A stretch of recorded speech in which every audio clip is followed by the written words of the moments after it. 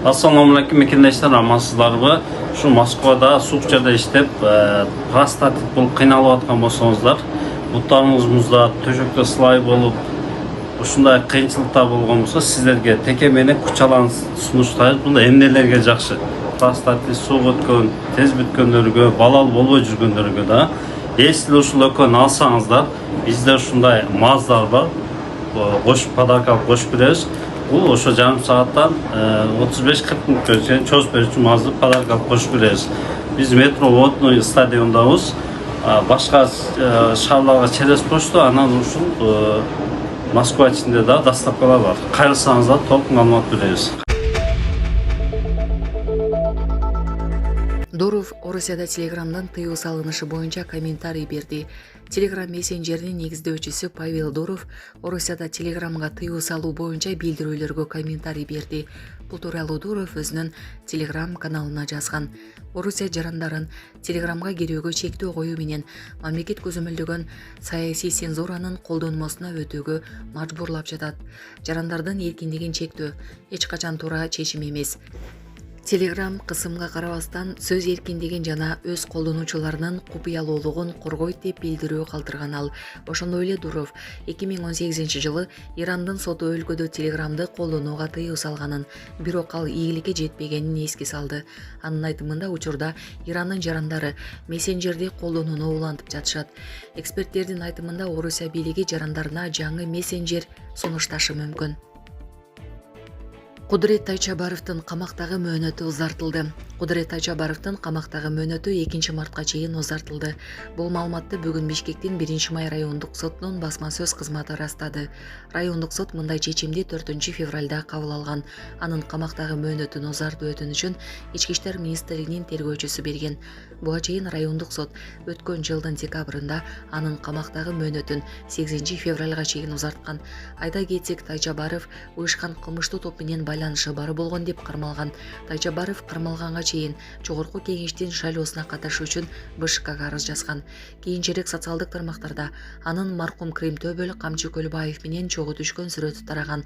Мындан улам БШК Тайчабаровду талапкер катары каттоодон баш тарткан.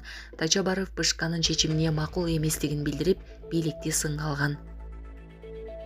Жүрөгүндө 5 стенд. Оштун мэри Камчыбек Ташкеевдин ден соолугу тууралуу маалымат берди.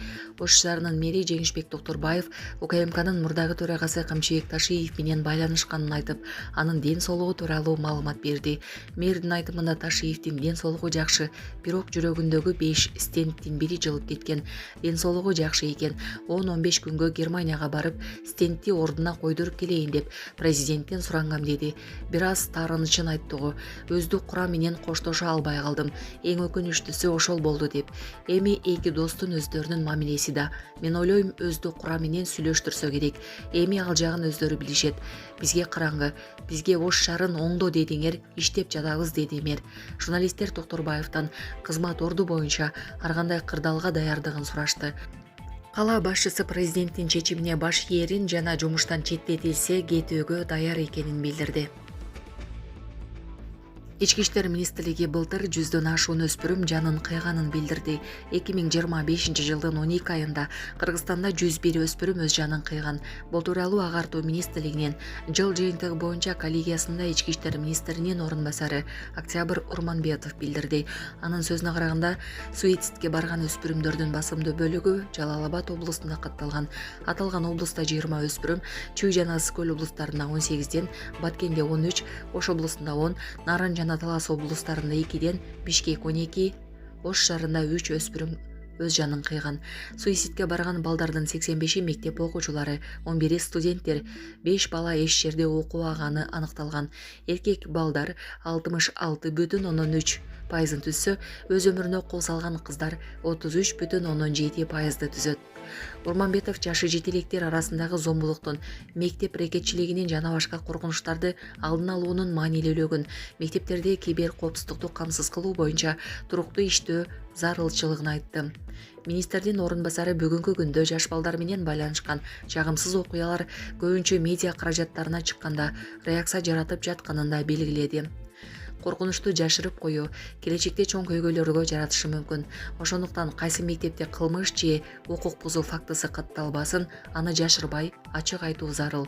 Бул жерде жеке жоопкерчиликте эмес, улуттун келечегин ойлонушубуз маанилүү. Октябрь Урманбетов көйгөйсүз мектеп жана коопсуз бала программаларын ишке киргизүү менен билим берүү чөйрөсүн коопсуз кылуунун маанилүүлүгүн белгиледи. Расмий маалыматка ылайык 2024-жылы балдардын өз жанын кыйган 87 учуру катталган. Милиция суицидке барган балдардын көпчүлүгү ата-энелери миграцияда жүргөндөр экенин билдирип келет. Өз жанын кыйган айрым балдардын жакындары өлүмгө мектептеги чоң сыноо, рекетчилик себеп болгонун айтып чыгышкан. Булак Азаттык.